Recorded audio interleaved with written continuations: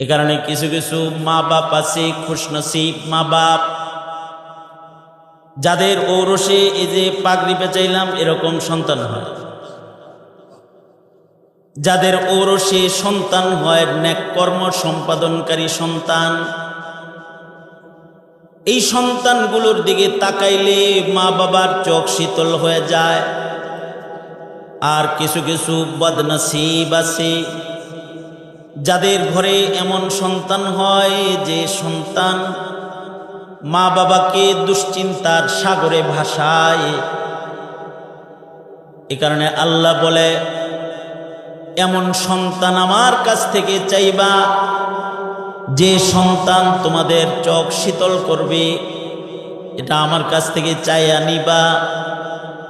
এই শব্দে চাইবা, বলবা হাবলানা মিন আজওয়াজিনা ওয়া যুররিয়াতিনা কুররাতা আয়ুন।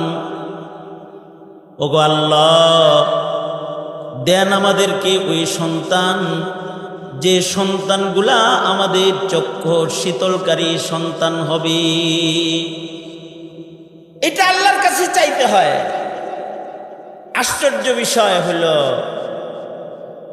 আমরা এই কথাটা আল্লাহর কাছে বলার মতো সুযোগ আমাদের সমাজের অনেকেরই এটা হয় না, যে আল্লাহর কাছে বলবে, আল্লাহ আপনি আমার সন্তানাদি, আমার চোখ শীতলকারী সন্তান দান করেন।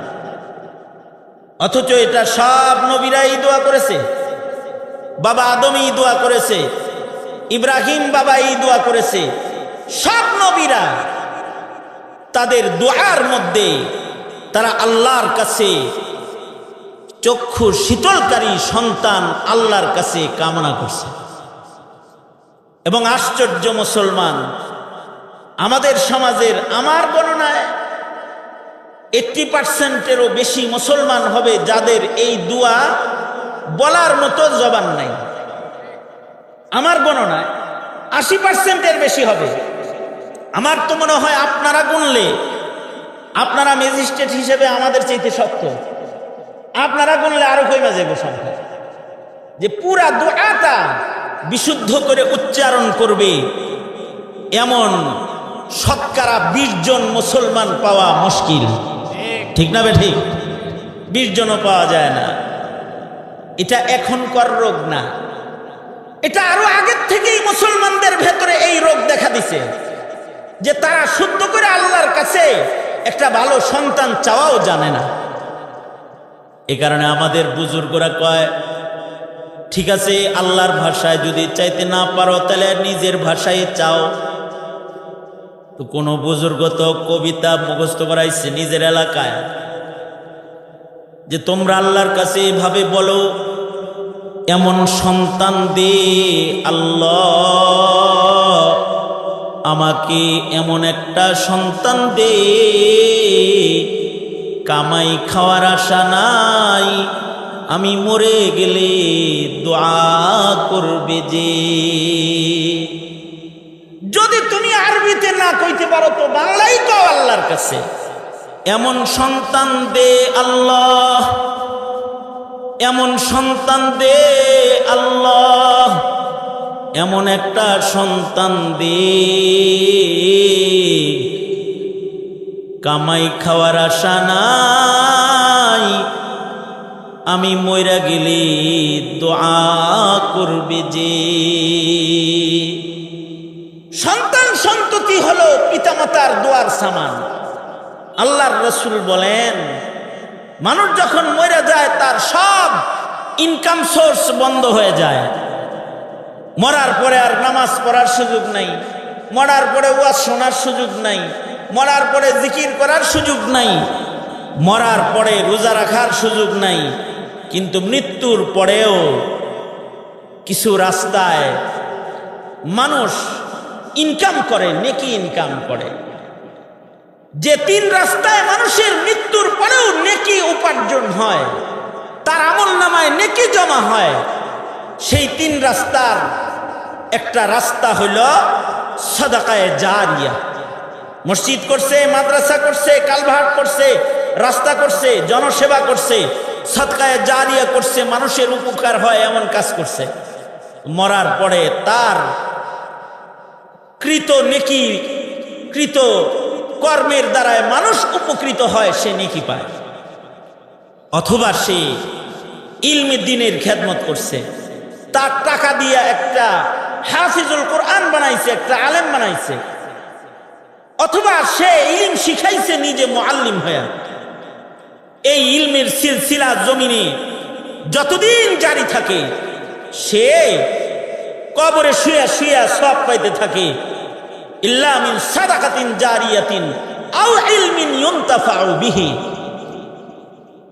3 নম্বর সোর্স অফ ইনকাম হলো আওয়ালাদিন সালিহিন ইয়াদউ লাহু। এমন একটা সন্তান রেখে গেছে, সে মরে গেছে, কিন্তু তার সন্তান 5 বেলা নামাজ পড়ে তার জন্য দোয়া করে, রব্বির হামহুমা কামা রব্বায়ানি সগীর। এই বাবাগুলা ভাগ্যবান বাবা। এজন্যে আল্লাহর কাছে দোয়া করবে। সবচেয়ে ভালো হলো রবের ভাষায় দোয়া করা। আল্লাহ যে ভাষায় দোয়া শিখাইছেন, সেই ভাষায় আল্লাহর কাছে বলা, আল্লাহ আপনি আমাকে একটা নেক সন্তান দান করেন, চক্ষু শীতলকারী সন্তান দান করেন, মরার পরে উপকার হয় এমন সন্তান দান করেন, এমন সন্তান দান করেন যার দ্বারায় দুনিয়ায় ইজ্জত পাওয়া যায়, এমন সন্তান দান করেন যে সন্তান দিয়া কবরে ইজ্জত মিলে, এমন একটা সন্তান দান করেন যে সন্তান দিয়া হাসরের ময়দানে ইজ্জত কামানো যায়। ওগো আল্লাহ, এমন একটা সন্তান আপনি আমি গোলামের দয়া করে দান করেন। এটা আল্লাহর কাছে দোয়া করা। কারণ সন্তানের কারণে হয়তো পিতামাতা দোয়া পায়, তাছাড়া গালি খায়। ঘরে যদি হাসানুল হক ইনু একটা হয়, অথবা শাহরিয়ার মুরগি চোরা হয়, অথবা তাসলিমা নাসরিন যদি হয়, তাইলে এই বাপ মা সন্তানের কারণে ডাইনি খুনি শেখ হাসিনা যদি হয়, তাইলে সন্তানের কারণে মা বাবা গালি খায়, আকাম করে সন্তানে গালি খায় পিতামাতায়। আর যদি ঔরসে হয় আবু হুরায়রা, আব্দুল্লাহ ইবনে আব্বাস, আব্দুল্লাহ ইবনে মাসউদ, অথবা হাসানুল বসরি, অথবা আব্দুল্লাহ ইবনুল মুবারক, আবেদ সন্তান যদি হয়, জাহেদ সন্তান যদি হয়, তাহলে এমন একটা সন্তানের কারণে পিতামাতা দুনিয়াতেও স্বীকৃতি পায়, প্রশংসা পায়, দোয়া পায়, ধিক্কার থেকে বাইচা যায়। ঠিক না বে ঠিক? জোরে আওয়াজ করে বলেন, আরো জোরে আওয়াজ করে বলেন, ঠিক না বে ঠিক? আর যদি ঘরে হয়তো ডাকাতদের সর্দার, চান্দাবাজদের লিডার, কারণ চান্দাবাজ তো মানুষের ঘরে হয় না, গরুর ঘরে হয়, তাই না? কি কথা কন না কেন? যারা চান্দাবাজি করে, সন্ত্রাস যারা করে, তাদের জন্ম কি জঙ্গলে হয় না মানুষের ঘরে হয়? যদি ঔরসে হয় এমন একটা কুসন্তান যে সমাজের মানুষরে জ্বালায়া খায়, তো এই সন্তানের কারণে বাপেরা মায়েরা যখন হেঁটে যায়, তখন 10 জনে ভৎসনা দিয়ে কয়, ওই যে যায় চান্দাবাজের বাপ, ওই যে যায় ডাকাতের সর্দারের বাপ, ওই যে যায় মদখোরের বাপ। ঠিক না বে ঠিক? জোরে আওয়াজ করে বলেন।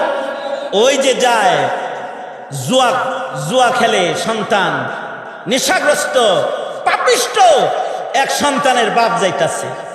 সন্তানের কারণে মা বাবা ধিক্কৃত হয়। আর যদি ঔরসের সন্তানগুলো ভদ্র হয়,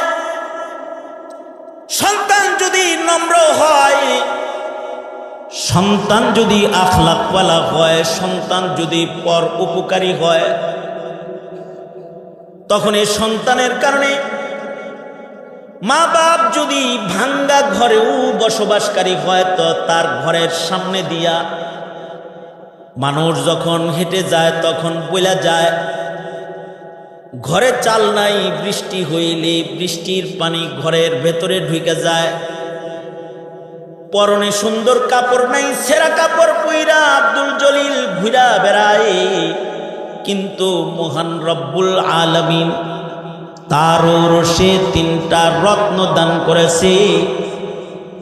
জীবনে কখনো তার সন্তানগুলা মুরব্বীদের চোখে চোখ রেখে কথা কয় না, জীবনে কোনো দিন কাউকে কষ্ট দেয় না, বড় কোনো আওয়াজ নাই, মাথা নিচের দিক দিয়ে সন্তানগুলা আদর্শের মূর্ত প্রতীক হয়ে ঘুরে বেড়ায়, বড়দেরকে ইজ্জত করে, ছোটদেরকে স্নেহ করে, আজান হলে মসজিদে চলে যায়, সমাজে শান্তির পয়গাম লয়ে ওরা ঘুরে বেড়ায়।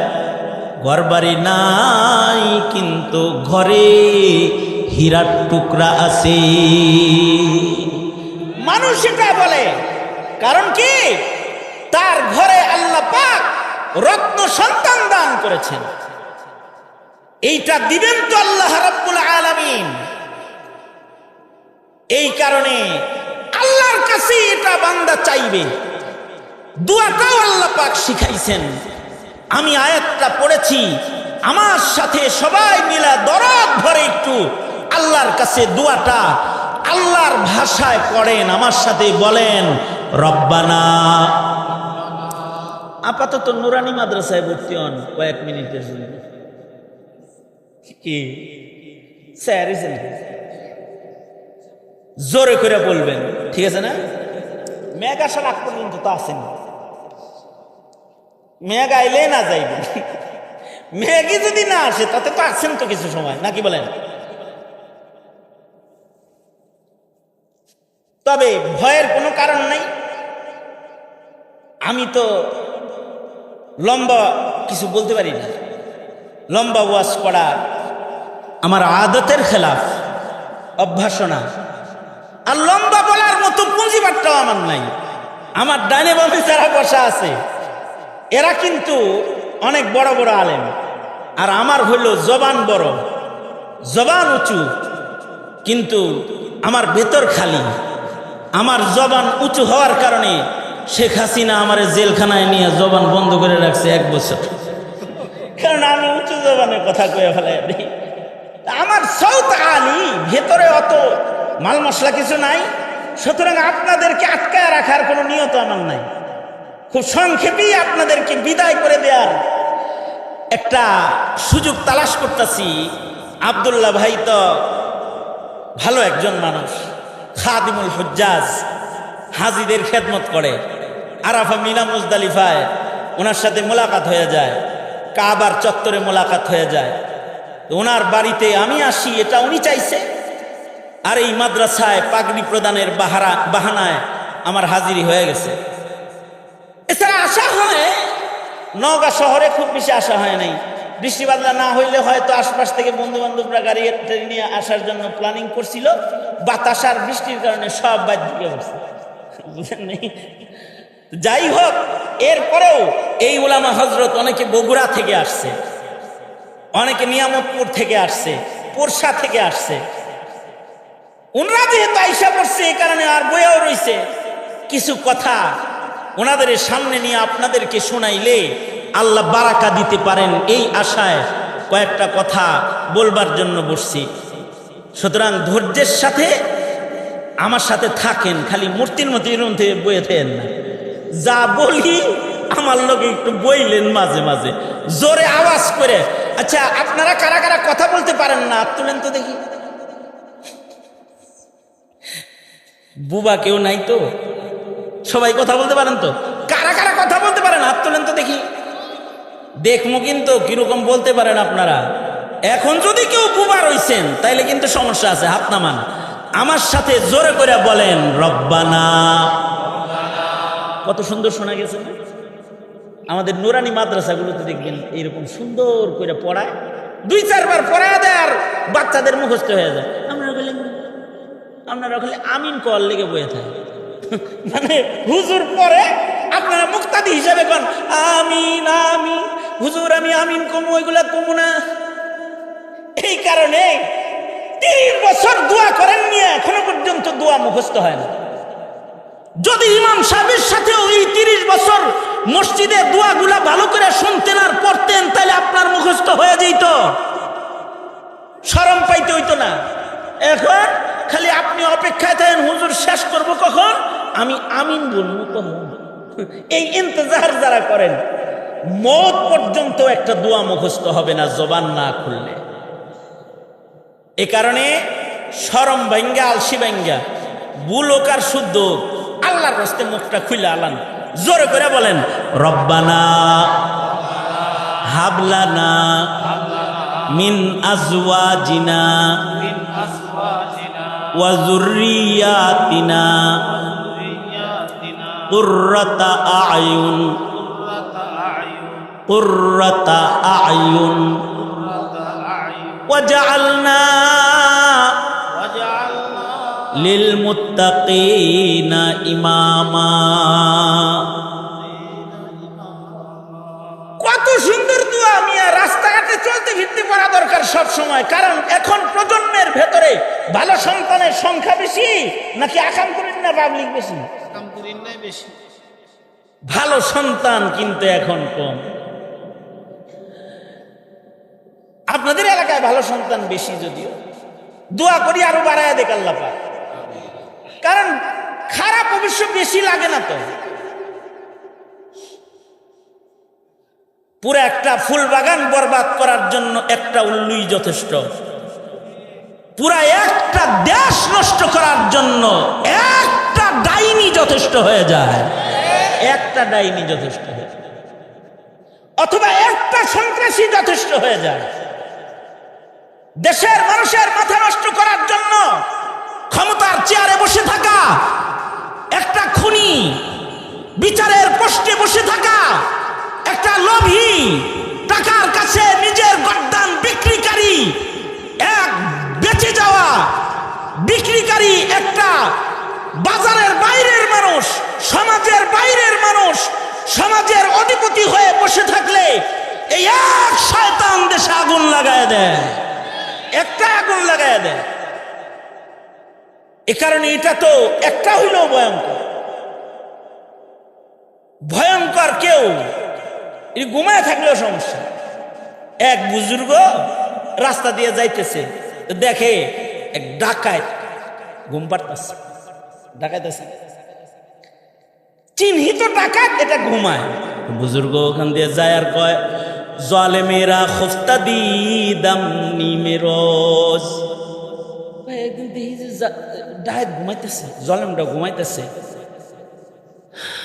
আল্লাহরে কইলাম, আল্লাহ এটা জাগ্রত থাকার চেয়ে ঘুমায় থাকা ভালো, আল্লাহ এটার ঘুমটা তুমি লম্বা বানায় দিও। কারণ এটা জাগ না থাকলে ভেজাল বেশি করবে। এটার ঘুম যত লম্বা হইব তত ভালো, এটা ঘুম যত লম্বা হবে তত ভালো। কিছু দূর যাওয়ার পরে বুজুর্গ আবার ঘুরে আইছে, আইসা এই জালেমের সামনে দাঁড়ায় বলতেছে, আল্লাহ দোয়াটা ভুল বলে আলাইছি। যেই জালেম জাগ্রত থাকার চাইতে ঘুমায় থাকা ভালো, এমন জালেম ঘুমায় থাকার চাইতে মরে যাওয়া ভালো। আল্লাহ আপনি এটারে মাইরা দোয়াটা করতে দেরি হয়েছে আর কবুল হইতে দেরি হয় নাই, এই ঘুম শেষ ঘুমে গেছে। কিছু কিছু মানুষ আছে এগুলোর জন্য মরার দোয়া করে মানুষ। এই কারণেই কিছু কিছু সন্তান মইরা গেলে মানুষ ইন্না লিল্লাহ কয় না, আর কিছু কিছু সন্তান মারা গেলে তাদের জানাজায় যায় নিজেকে ধন্য মনে করা, নিজের জন্য দায়িত্ব মনে করে ফেলায়, ঘরে বসে থাকা যায় না।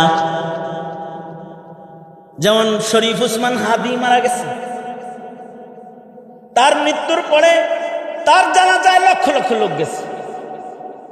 কারণ একটা ভালো সন্তান যে সত্যের কথা কয়, জাতির মুক্তির কথা কয়, সন্ত্রাসের বিপক্ষে কথা কয়, চাঁদাবাজির বিপক্ষে কথা কয়, এমন একটা ছেলে হারাইছে। তো মানুষ কাঁদছে। এমনকি হাদির জানাজার ভিডিও চিত্র দেখেছি, পুলিশ আর্মি যারা নিরাপত্তার দায়িত্বে দাঁড়িয়েছিল তারাও দাঁড়ায় দাঁড়ায় কাঁদছে। জায়গায় দাঁড়ায় দাঁড়ায় একটা সন্তানের জন্য কাঁদলো। ওই মা আর ওই বাবা কত ভাগ্যবান যাদের ঔরসে এমন একটা সন্তান হয়েছে যে সন্তানের জন্য লাখো মানুষের মায়া। আবার এমন অধর্ম কুকর্মকারী ভ্রষ্ট সন্তানও কারোর কারের ঘরে আইসা যায়, যেটা মইরা গেলে মানুষ ইন্নালিল্লাহর জায়গায় বলে আলহামদুলিল্লাহ। ঠিক এ কারণে আল্লাহর রাসূল বলে কি, দুষ্ট সন্তান যদি আয়া পড়ে তাইলে এটার জন্য দুয়ার স্টাইল ভিন্ন করবা। ঔরসে যদি দুষ্ট সন্তান হয় তাহলে ডাইরেক্ট আল্লাহরে বলবা, আল্লাহ হয়তো ভালো করত, নয়তো মায়ের আলো।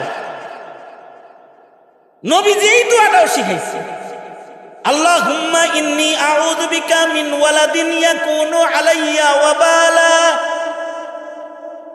ওগো আল্লাহ, এমন সন্তান থেকে আমি তোমার কাছে পানাহ চাই যে সন্তান আমার বোঝা। কিছু কিছু সন্তান পিতামাতার জন্য বোঝা হয়, পিতামাতার জন্য বোঝা সন্তান থেকে আল্লাহর কাছে পানাহ চাওয়া আল্লাহর রাসূল শিখাইছেন। এই জন্য আজকের থেকে এই দোয়া পড়বেন আল্লাহর কাছে, ওগো আল্লাহ, আমার ঔরসে, আমার নাতিপুতি, আমার নাতির ঘরের পতির ঘরের আর একটা যেটা জাতি বা খানদানি, আল্লাহ গো আমার খানদানের মধ্যে নেককার পাঠায়, নসল দর নসল তুমি আমাকে এমন সন্তান দিবা আমার রক্তে, যে সন্তানগুলোর কারণে আমার কবরে সওয়াব পৌঁছবে। ওগো আল্লাহ, এমন সন্তান দিবা না যে সন্তান আমার জন্য বোঝা হয়ে যাবে। আরবিতে যদি না পারেন তাহলে বাংলায় বলবেন, এমন সন্তান দে আল্লাহ, এমন সন্তান দে, কামাই খাওয়ার আশা নাই, মইরা গেলে দোয়া করবে যে। 5 কিসিমের সন্তান আছে যে সন্তানগুলা মা বাবার জন্য নিয়ামত। এর ভেতরে এক প্রকারের সন্তান হলো যে সন্তানগুলা বালেগ হওয়ার আগে মারা যায়। আজকে নিয়ামতপুর গেলাম, যে মসজিদে আমার বয়ান ছিল বাদাল আসর, এই ইমাম সাহেবের এক সন্তান মাসুম বাচ্চা পানি জীবনে মারা গেছে না। ওনার নাম কি? রুহুল আমিন, মৌলানা রুহুল আমিনের সন্তান, ছোট্ট সন্তান, পানিতে পড়ে মরে গেছে, বালেগ হওয়ার আগে মারা গেছে। আমার কাছে হাত ধরে কাঁদে দিছে, হযরত আমার ছেলেটা আল্লাহ লয়ে গেল। আমি আর কানে কানে কইছি আলহামদুলিল্লাহ, আল্লাহর শুকর সব হালতে আদায় করতে হইব, সবর করলে সন্তান জান্নাতে নিব, কাঁদবেন না। একটা মাসুম বাচ্চা যে মারা যায়, এইটা হলো মাসুম বাচ্চারা হলো পিতামাতার জান্নাতে যাওয়ার ইঞ্জিনের মতো। যেই সন্তানগুলার আমল নামায় এখনো গুনাহ লেখা হয় নাই, সন্তানের জন্য তো মা বাবার মায়া লাগেই, বালেগ হওয়ার আগে যেগুলো মারা যায় এইগুলো মা বাবার জন্য নিয়ামত। এ কারণে সন্তান মইরা গেলে তো কষ্ট লাগেই, কিন্তু মাসুম অবস্থায় কোনো সন্তান মারা গেলে ভৎসনা কইরা আল্লাহকে দোষারোপ করতে নাই, শুকরিয়া কইরা মহান রব্বুল আলামিনকে গোপনে এটাও বলা চাই, ইন্না লিল্লাহ তো পড়বেই, কিন্তু আল্লাহকে বলবে, আল্লাহ তুমি একটা শাফাআতকারী সন্তান আমারে দিছো, আমি খুশি আছি, আমাকে আরো এক সন্তান তুমি দান করো। আবার অনেকে আছে যদি মাসুম বাচ্চা মারা যায়, কিছু কিছু মহিলা আছে এগুলোর বাচ্চা হয় আর মরে। আমার কাছে এক জামাই মিয়া আইছে তদবির নেওয়ার জন্য, হুজুর আমার বর 4টা বাচ্চা হয়ে হয়ে মরে গেছে, কোনোটা 3 দিনের মাথায়, কোনোটা 7 দিনের মাথায়, কোনোটা 1 মাসের মাথায়, বাঁচে না, 4টা মরছে। একটু তদবির দেন বাচ্চাগুলা যেন না মরে, একটু বরকতের জন্য একটু দোয়া দিয়ে দেন। আমি বললাম, আল্লাহরে কোন, আল্লাহ আপনি আমাকে নেক নসল দান করেন যেটা দুনিয়াতে আমার জন্য উপকার হবে। আল্লাহর কাছে দোয়া করেন। তো সে বলে, হুজুর আমার বিবির বাচ্চা মারা যায়, এ কারণে আমার বিবিকে আমার মা বাপে পর্যন্ত পুরা কবেল হয়ে গেলে এটা তো ঠিক না। কারোর যদি বাচ্চা মরে যায় তাকে পুরা কপালওয়ালা বলতে নাই, কারণ আল্লাহ তাআলা ওই জাত, তিনি যাকে ইচ্ছা বাচ্চা দেন, আবার যাকে ইচ্ছা বঞ্চিত রাইখা দেন। তিনি যদি কাউরে বাচ্চা না দেন তাইলে কোনো ডাক্তারের কাছে যায় বাচ্চা হবে না। বাচ্চা কাচ্চা দেন কে? জোরে বলেন, আঙ্গুল উঠায়া জোরে করে আওয়াজ করে বলেন, সন্তান দেন কে?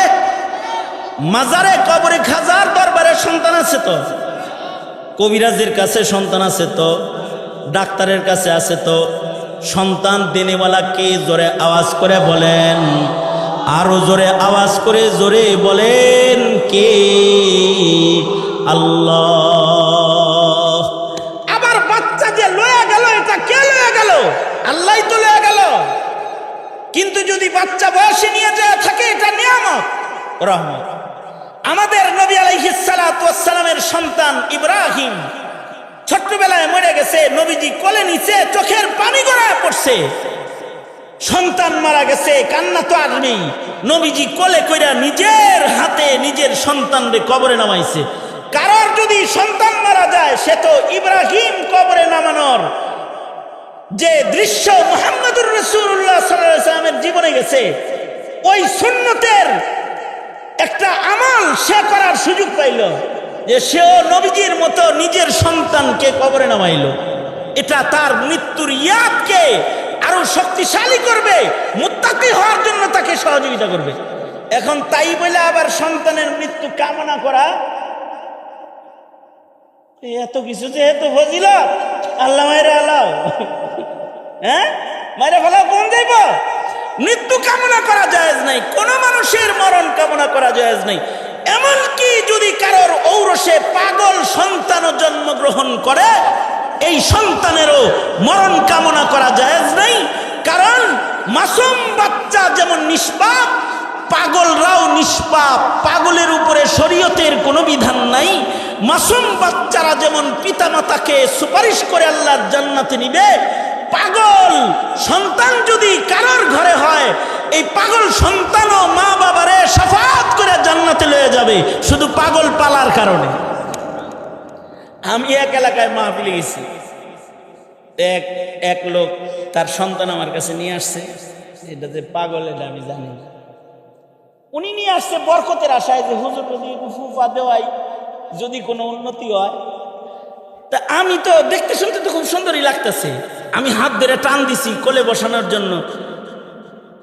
পাগলের কাছে তো আর হুজুর নাই। আমি টান দিতে দেরি হয়েছে, আমার নাকে মুখে মাথায় কয়েকটা মারতে আর দেরি করে নাই, ধুমধাম মেরে দিছে, ঘুষি মেরে দিছে কয়েকটা। এখন যেই বাবা আমার কাছে সন্তান রে ফু দেওয়ার জন্য কোলে লয়ে আইছে, আর সন্তান আমারে দিছে ঘুষি, এই বাপের কি অবস্থা চিন্তা করেন। এই বাপ চিন্তা করতেছে, কি করলাম, কি হইল, হায় হায়, দোয়া নিতে আইয়া বদদোয়া হইল। এরকম একটা ভয় তার ভেতরে আসছে। সে তাড়াতাড়ি বাচ্চাকে নিয়ে যায় বলে, হুজুর আনছিলাম তো ফোনই মোবাইলা, কিন্তু ও তো আপনার ফুয়ের জায়গায় কি যে লয়ে গেল। কেন, কি হয়েছে? কয় ও একটু অ্যাবনর্মাল, হুজুর ওরে আপনি মাফ করে দিয়েন আমারে বলে। তা আমি বললাম, আমি মাফ করবো কি, ওরে তো আল্লাহ আগেই মাফ করে দিয়ে বয়ে রইছে। পাগল রে তো মাফ আল্লাহই করে দিছে। আল্লাহ যেহেতু মাফ করে দিছে, আমি মাফ না করলেও কিছু আসে যায় না। আল্লাহ তো কি মাফ করে দিছে। তবে আপনি পেরেশান হয়েন না। পাগল যারা, এদেরকে মহান রব্বুল আলামিন বিচারের আওতায় আনবেন না। পাগল যদি নামাজ না পড়ে, রোজা না রাখে, এর জন্য সে শরীয়তের মুকাল্লাফ, সে না, সে এর জন্য আসামির আদালতে দাঁড়াবে না। এই হাদিসকে পুঁজি বানায় অনেকে আছে নিজেরা চট জট পইরা পাগল সাজে। এরকম সাজা পাগল হয়তো নওগাঁতে নাকি, পাগল সাজে কিছু আছে না, আউলা কেশ, পাগল বেশ, চট জট, এগুলো দিয়ে পাগল সাজে। কি লেগা? ওই যে কয় আমরা পাগল, আমরা নামাজ নাই। আল্লাহ যদি কাউকে পাগল বানায় দেয়, তার তো শরীয়ত নাই।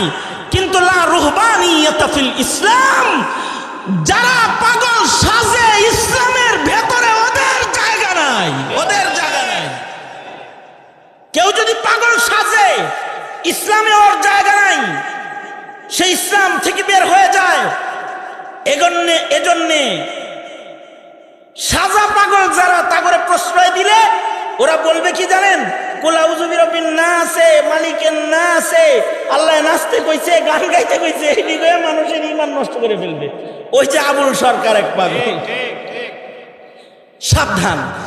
তবে হ্যাঁ, যদি কারোর ঔরসে পাগল সন্তান জন্ম হয়, সে বিলাপ করবে না এবং তাকেও কেউ তিরস্কার করতে পারবে না।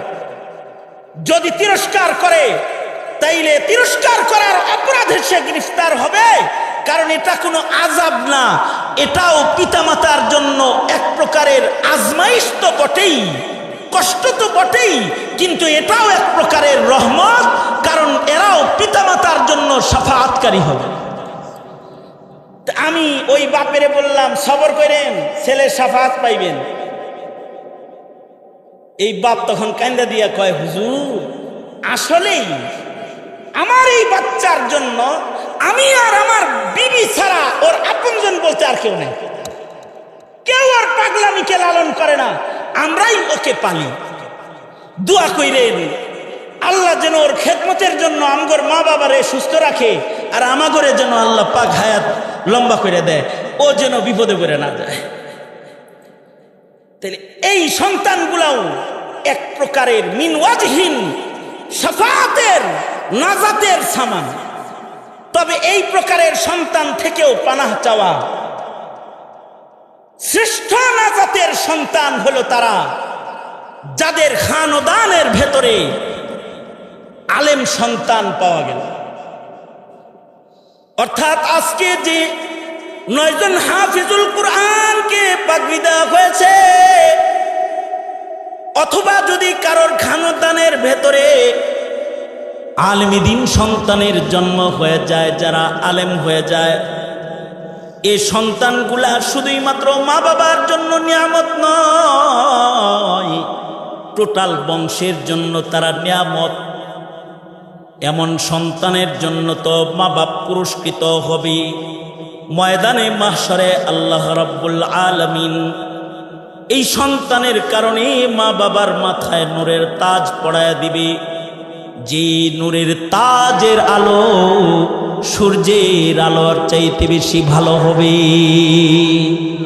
আর এই সন্তানগুলা 10 নসলকে শাফাআত করবে, এমন 10 জনকে শাফাআত করবে যাদের উপরে দোজকের আগুন ওয়াজিব হয়ে গিয়েছে, কুকর্মের কারণে যারা জাহান্নামী হিসেবে গণিত হয়ে গেছে, এমন 10 নসল রক্তের সম্পর্কের লোকদেরকে শাফাআত করে তারা আল্লাহর জান্নাতে লয়ে যাবে।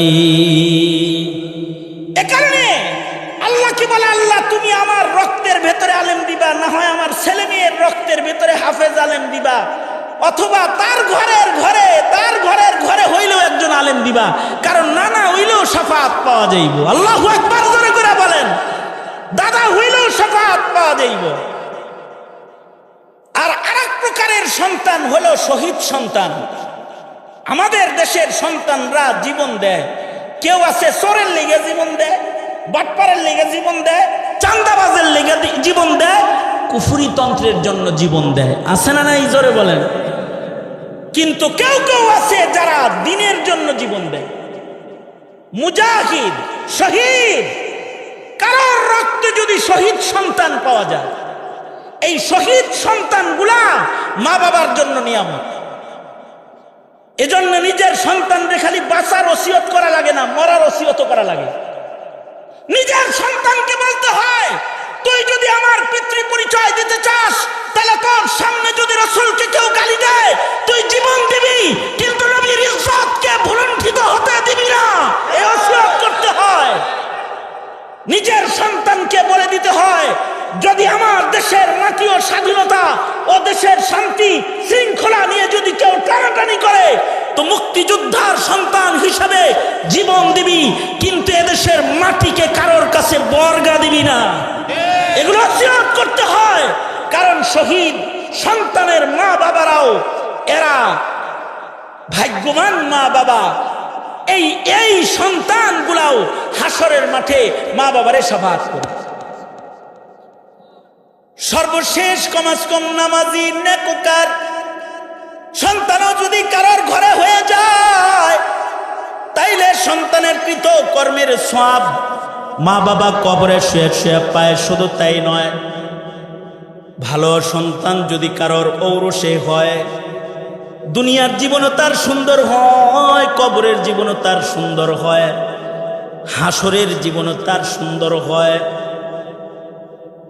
আর রিয়াদ পত্রিকায় একটা সাক্ষাৎকার আমি পড়েছিলাম, যে সাক্ষাৎকার পড়ে আমি আমার চোখের পানি ঝরাইতে বাধ্য হয়েছি। সৌদি আরবের এক পত্রিকার নাম আর রিয়াদ। এখানে এক বিচারপতি সাক্ষাৎকার দিয়েছিল, যার সাক্ষাৎকার পড়ে গোটা আরব দেশ কেঁদেছিল। যে দৃষ্টান্তর মাধ্যমে আমি আমার আলোচনার ইতিহাসকে টানব, সেটা হলো এই সৌদি আরবের রিয়াদের বিচারালয়ে কোর্টে একটা বিচার আসছে, একটা মামলা এসেছে। মামলাটা করেছে বড় ভাই ছোট ভাইয়ের নামে। দুই ভাই, ছোট ভাই বড় ভাইয়ের নামে একটা মামলা করেছে আদালতে। কি মামলা করেছে? মামলা করেছে মহামান্য আদালত, আমি এক বঞ্চিত সন্তান, আমি আমার বড় ভাইয়ের নামে মামলা করতে আসছি। আমাদের দেশে বঞ্চিত বলতে বোঝায় বড় ভাই যদি জমিন দখল করে খায়, তাইলে ছোট ভাই জমিন বঞ্চিত হয়ে মামলা দেয়। বড় ভাই যদি বাবার সম্পদ দখল করে, তাইলে বঞ্চিত হয়ে মামলা দেয়। কিন্তু বিচারপতি বলতেছি, আমার আদালতে এমন একটা বিচার এসেছে, যে বিচারটা সম্পদের ভোগবিলাসের বঞ্চিতের বিচার নয়। ছোট ভাই আদালতে মামলা দিয়ে বলতেছে, মহামান্য বিচারপতি, কোর্টে বিচার লয়ে আমি আসছি এজন্য যে আমার একটা মাত্র ধন আছে, সেটা হলো আমার মা। ছোট্টবেলায় বাপ হারাইছি, মা ছাড়া আমার কেউ নাই। আমরা দুই ভাই, কিন্তু আমার বড় ভাই আমার উপরে জুলুমকারী। 17-18 বছর হয়ে যায়, আমার বড় ভাই মার খেদমত একা একা করে। আমি ছোট সন্তানকে মায়ের খেদমতের সুযোগ আমার বড় ভাই দেয় না। ও আদালত, আমার কি জান্নাত নাই? মহান রব্বুল আলামিন মায়ের পায়ের নিচে সন্তানের জান্নাত রেখেছেন। ও আদালত, আমি আমার জান্নাত পাওয়ার স্বার্থে আমার মাকে আমার ঘরে সমান ভাগে চাই। বড় ভাই যেমন খেদমতের অধিকার রাখে, ছোট সন্তান হিসেবে আমিও খেদমতের অধিকার রাখি। আমার মার সেবা কইরা আমাকে আমার জান্নাত দখল করতে দেয়া হোক। এই আশ্চর্য এক বিচার আদালতে আইছে। বিচারপতি বলে কি, যে আমি এই দুনো ভাইকে আদালতে তলব করলাম, মাকে সহ। বললাম, এই তোমরা আদালতে হাজির হও অমুক অমুক তারিখে। দুই ভাই আদালতে আসছে, পুরা মারের সাথে লয়ে আইছে। বিচারপতি বলে, এই বড় ভাই ছোট ভাইয়ের উপরে জুলুম করো কেন? তোমার নামে মামলা দিছে, বিচার কেন জুলুম করো জানতে চাই। কি জুলুম?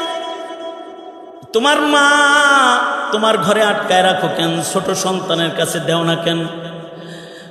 বড় ভাই বলে, ছোট্টবেলায় বাপ হারাইছি, মা আমার বিছনায় পড়া প্যারালাইসিসের রোগী। মায়ের পেশাব পায়খানা সাফ করতে করতে আমার নাক এখন আর বন্ধ কয় না। ও ছোট মানুষ, হঠাৎ করে মার খেদমত করতে যায় যদি না পারে, তাহলে ও বদদুয়া লয়ে লইব। আমি তো ওর ওপরে জুলুম করি না, ওকে বদদুয়ার থেকে বাঁচাইবার জন্য আমি মায়ের নিজের হাতে খেদমত করে যাই। আমার ছোট ভাই রে একটু রহম করতাছি। বড় ভাই জবানবন্দি দিলে ছোট ভাই বলে, না না না, আমার নাকেও কোনো গন্ধ নাই, দিয়া টেস্ট করে দেখুক। সে যেমন খেদমত করেছে আমিও খেদমত জানি, আমার জান্নাত দরকার। মা হলো একটা, কিন্তু দুই ভাই মিলে মায়ের এখন টানাটানি। অসুস্থ মা বারবার এ ঘরে কয়দিন ও ঘরে কয়দিন, এটা মুশকিল। আদালত বলল, ও বুড়া মা, আপনি তো মা হিসেবে আপনার সন্তানদেরকে সবচেয়ে বেশি চিনেন, দীর্ঘদিন বড় ছেলের কাছে ছিলেন। আপনি অসুস্থ রোগী হিসেবে কোন ছেলের কাছে থাকতে স্বাচ্ছন্দ্য বোধ করেন? আপনার বড় সন্তান আর্থিকভাবে দুর্বল, ছোট সন্তান ধনী। আপনার বড় সন্তান বুড়া হয়ে গেছে, ছোট সন্তান যুবক। আপনি কোন সন্তানের কাছে থেকে স্বাচ্ছন্দ্য বোধ করেন? আপনি তার নাম উচ্চারণ করলে আদালত থেকে আমরা মায়ের পছন্দ মতো ঘর লিখে দিব, আদালতের ফয়সালা দিব। আপনি ওই ঘরে থাকতে চান? আপনার দুনো সন্তান আপনাকে নিতে চায়, আপনি কোন ঘরে থাকতে চান এটা বলেন। বিচারপতি বলে, মায়ের জবান খুলতে বললাম। এদিক থেকে ছোট সন্তান বলে, মা আমার নাম বলো। বড় সন্তান বলে, মা আমার নামটা লেখা দাও। দুই সন্তানেই কান্দে। মা একবার ছোট ছেলের দিকে তাকায়, একবার বড় ছেলের দিকে তাকায়। আদালত বলে, মা গো বলেন না, কথা বলেন, কার কাছে যাইতে চান? মা তখন বলে, আমার কাছে দুনো সন্তান সমান। এক সন্তানের নাম আদালতে উচ্চারণ করে আমার ঔরসের আর এক সন্তানকে আদালতে আমি খাটো করতে মা হিসাবে আমি পারবো না। মহামান্য আদালত যে ঘরে আমাকে দিবে আমি সেই ঘরে থাকব। আমার দুইটাই হীরার টুকরা, মহান রব্বুল আলামিনের দেয়া বরদান। আমাকে দুটোটাই আল্লাহ ভালো সন্তান দিছে, একটার কথা বইলে আর একটারে খাটো করবো না আমি। আদালত বলে, আমি ফয়সালা দিলাম। এই বড় ভাই, দীর্ঘদিন তো খেদমত করছো, কিছুদিনের জন্য তোমার ছোট ভাইকে তোমার মাকে দিয়ে দিলাম। তবে ছোট ভাই, বড় ভাই যেমন নিজের ঘর থেকে নিজের মাকে তোমার ঘরে আসতে দেয়নি, একা একা খেদমত করেছে। তুমি এই জুলুমটা কইরো না, তোমার ঘরে তোমার মাকে রাখো, খেদমত করো। কিন্তু যদি বড় ভাই মায়ের মায়ায় যদি তোমার ঘরের দরজায় দাঁড়ায় যায়, ফেরত দিবা না। নিজের কোলে করে সন্তান হিসাবে তোমার মাকে বড় ভাইয়ের ঘরেও মাঝে মধ্যে দিয়ে আসবে। তোমার শক্তি আছে, অর্থ আছে, সামর্থ্য আছে, তুমি খেদমত করবে ভালো, কিন্তু বড় ভাইরে বঞ্চিত করে নয়, বড় ভাইরেও দিও। আদালত বলে, এমন একটা বিচার করার পরে ভাবলাম এই বিচারের চিত্রটা গোটা রিয়াদবাসীকে জানায়া দেই। কারণ এই রকম আদর্শ নেক সন্তান প্রত্যেক ঘরে দুইটা লাগে না। এমন নেক সন্তান যদি কারোর ঘরে একটা হয়ে যায়, ওই এক সন্তান যদি নেক হয়, তাহলে কোনো মা বাবাকে বৃদ্ধাশ্রমে যেতে হয় না, কোনো মা বাবাকে বুড়া অবস্থায় ভ্যান গাড়ি চালাইতে হয় না, কোনো মা বাবাকে পরের দুয়ারে দাঁড়ায় বলতে হয় না, ক্ষুধার্ত এক বুড়ি মারে এক মুঠ ভাত দাও। কোনো মা বাবাকে পরের দুয়ারে দাঁড়ায় বলতে হয় না, হাত পেতে আমাকে একটা টাকা দাও, আমাকে প্যারাসিটামল কেনার জন্য একটু পয়সা দাও। আমার সেরান্দর হয়ে যায় এমন সন্তান দিয়া ও বাবার কবরের জগতেও সওয়াবের রাস্তা খুলে যায়। এমন সন্তান দিয়া ময়দানে মাশরে মা বাবা আল্লাহর কাছ থেকে উপকৃত হয়ে যাবে।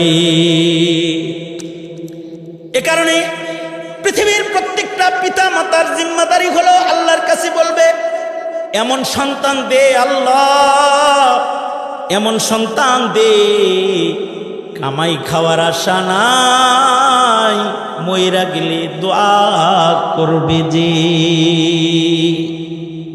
আল্লাহ যেন যে 9টা হাফিজ কোরআন ছেলের মাথায় পাগড়ি দেওয়া হলো, ওরা যেন ওদের মা বাবার চক্ষু শীতলকারী সন্তান হিসেবে নিজেদেরকে জমিনে প্রতিষ্ঠা করতে পারে।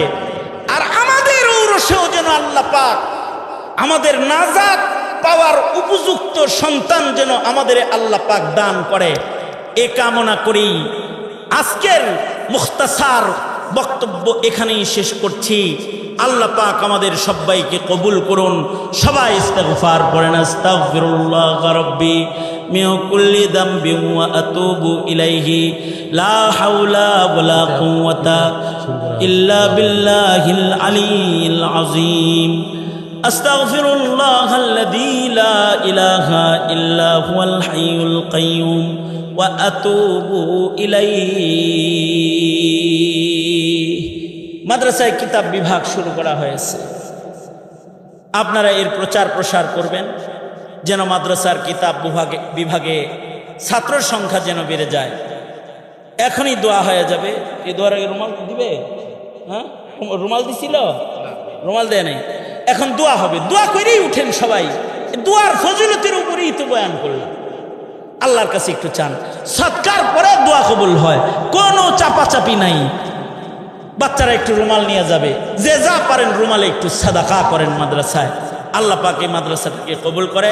এই তোমরা রুমাল নিয়ে, ব্যাগ নিয়ে ছেলেরা ভেতরে একটু চক্কর লাগাও, ভেতরে ঢুকে পড়ো, ভেতরে ঢুকো, রুমাল নিয়ে ঘুরান দাও, কয়েকজন উঠো, যে যা পারেন কিছু দিয়ে দেন। আর কেউ যদি 1500 টাকা নগদ দেন তো স্টেজে এসে দিয়ে যান, নাম বলে দিয়ে যান। আমরা আপনাদের জন্য দোয়া করব, আল্লাহ তাআলা জিন্দেগিতে বারাকা দান করে। সবাই এই রুমাল চলতে চলতে একবার সূরা ফাতিহা, 3 বার সূরা ইখলাস পড়েন। মোহতারাম সাহেব, আপনার ছাত্রগুলারে ভিতরে পাঠাইতে পারেন না? এদিক দিয়ে একটা ছেলে পাঠাইতে পারেন না? এদিকে একটা ছেলে পাঠান না কেন? হ্যাঁ, সবাই ইস্তিগফার পড়েন।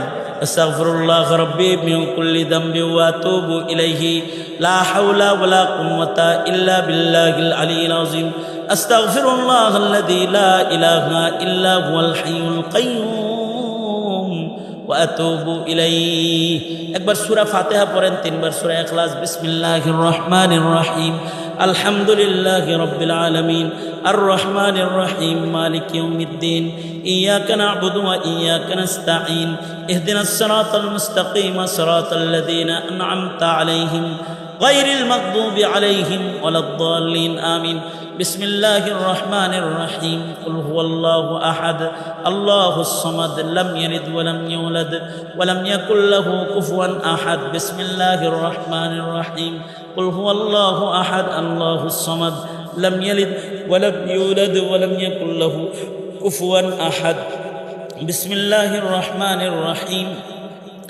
কুল হুয়াল্লাহু আহাদ আল্লাহুস সামাদ লাম ইয়ালিদ ওয়া লাম ইউলাদ ওয়া লাম ইয়াকুল লাহু কুফুয়ান আহাদ। আল্লাহুম্মা সাল্লি আলা সাইয়্যিদিনা ওয়া মাওলানা মুহাম্মদ ওয়া আলা আলিহি ওয়া আসহাবিহি ওয়া বারিক ওয়া সাল্লিম। আলহামদুলিল্লাহি রাব্বিল আলামিন ওয়াসসালাতু ওয়াসসালামু আলা সাইয়্যিদিল আমবিয়া ওয়াল মুরসালিন মুহাম্মাদি ওয়া আলা আলিহি ওয়া আসহাবিহি আজমাইন। রব্বানা হাব লানা মিন আজওয়াজিনা ওয়া যুররিয়াতিনা কুররাতা আ'য়ুনিন ওয়াজআলনা লিল মুত্তাকিনা ইমামা। রব্বুল আলামিন, ইয়া আল্লাহ, পিতামাতার দুয়ার দায়িত্ব কর্তব্যকে সামনে রেখে নেক সন্তান তোমার কাছে চাওয়ার বিষয়ে ছোট্ট একটা সবক তোমার বান্দাদের সামনে তাকরার করেছি। 2টা হাত ভিক্ষুকের মতো বাড়ায় ধরেছি। জিন্দেগীর সব গুনার জন্য তোমার কাছে মাপ চাই। ও গো আল্লাহ, মেহেরবানি করে আমাদের জীবনের সব গুনাহ তুমি মাফ করে দাও। কার কি আশা ব্যথা সব তুমি জানো। সবার মনের নেক আশাগুলো কবুল মঞ্জুর করে নাও। বেপানাহকে পানাহ দাও, বেরুজিকে রুজি দাও। অশান্তি দূর করে শান্তির ফয়সালা করো আল্লাহ রব্বুল আলামিন। মাদ্রাসার ছাত্রগুলোকে কবুল মঞ্জুর করে নাও। ইয়া আল্লাহ, ভাই আব্দুল্লাহকে তার ব্যবসা বাণিজ্যে বারাকা দাও। ইয়া আল্লাহ, হাজিদের খেদমত করে খেদমতের ভেতরে বারাকা দাও। ইয়া আল্লাহ, নেক সুস্থ হায়াত বাড়ায় দাও। উলামায়ে দ্বীনদেরকে মুহাব্বত করে, উলামায়ে দ্বীনদের খাদেম রব্বুল আলামিন জীবনভর আলেম উলামা ছাত্র তোলাবার খেদমত করার তৌফিক দান করো আল্লাহ। তোমার বান্দারা এই বৃষ্টি ভেজা রাতে ঝড় তুফানের ভেতরে, উপরে আকাশে সামিয়ানা নাই, কিন্তু তোমার বান্দারা বসে রয়েছে। গোলাম কিছু বলেছি, মধ্যরাত পর্যন্ত বসে বসে তারা শুনেছে। রব্বুল আলামিন তাদের কোরবানিকে কবুল মঞ্জুর করে নাও। যাদের পিতা মাতা কবরে চলে গেছে তাদের মা বাবাকে মাফ করে দাও, মা বাবার কবর জান্নাতের বাগান বানায় দাও। যাদের পিতা মাতা আছে নেক হায়াত লম্বা করে দাও। আমাদের সালাম পেয়ারা নবীর রওজায় আত্মারে পৌঁছায় দাও আল্লাহ। জানি না কোন দোকানের কাফন রেডি হয়ে গেছে, কোন চোপের বাসনা জানি পেকে গেছে, কখন জানি মসজিদের কোনার পালকি বাড়ির দুয়ারে দাঁড়ায় যায়। আল্লাহ কবরের পালকি পাঠানোর আগে কামিল মুমিন বানায়া দিও রব্বুল আলামিন। দূর দারাজ থেকে উলামায়ে দ্বীন যারা মুহিব্বিন মুতাআল্লিকিন সফর করে এসেছে, কদম কদম নেক দিয়ে তাদেরকে বাড়ি ফিরায় দাও। আসমানি নায়েবে নবীর দপ্তরের নাম উঠায় দাও আল্লাহ। তোমার রাসূল বলেছে সফরের হালতে দোয়া কবুল। আল্লাহুম্মা জাআল সারানা আলা মান যালামানা ওয়ানসুরনা আলা মান আদানা ওয়ালা তাজআল মুসিবাতানা ফি দীনিনা ওয়ালা তাজআলিদ দুনিয়া আকবারা হাম্মিনা ওয়ালা মাবলাগা ইলমিনা ওয়ালা গায়াতা রাগবাতিনা ওয়ালা তুসাল্লিত আলাইনা মান লা ইয়ারহামুনা। আল্লাহুম্মা জিদনা ওয়ালা তানকুসনা ওয়া আকরিমনা ওয়ালা তুহিন্না وأعطنا ولا تحرمنا وآثرنا ولا تؤثر علينا وارزنا وارض عنا يا كريم. اللهم عافنا في قدرتك وادخلنا في رحمتك. نسألك العفو والعافية.